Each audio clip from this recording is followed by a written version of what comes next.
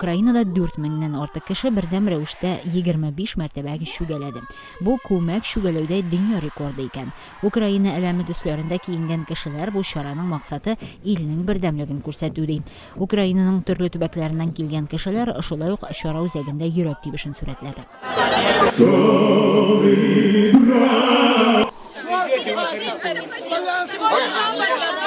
Украинаның Харьков шәһәрендә Русия яклы активистлар җыелып Славянскида хәрби чараларны туктатуны таләп итте.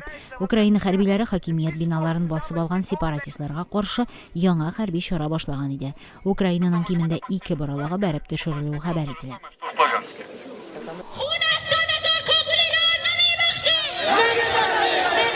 Әфганстан башкаласы Кабулда йөзләрчә кеше сугыш җинаятьләрдә гаепләнгәннәрне җавапка тарту таләбе белән урам җыенына чыкты.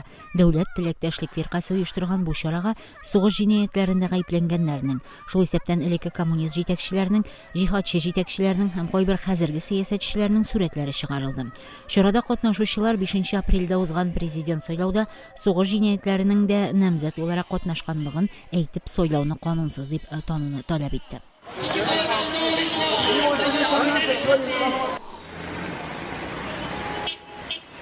Пакистанда бер сәяси фирканың эш ташларга чакыруы нәтиҗәсендә бүген күп кенә ширкәтләр эшләмәде.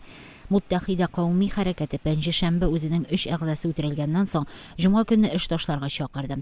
Фирка вәкилләре әйтүенчә, иминлек кешеләре ул 3 кешене тоткарлаган һәм зинданда үтергән. Рәсмиләр бу гаепләүне кире каган.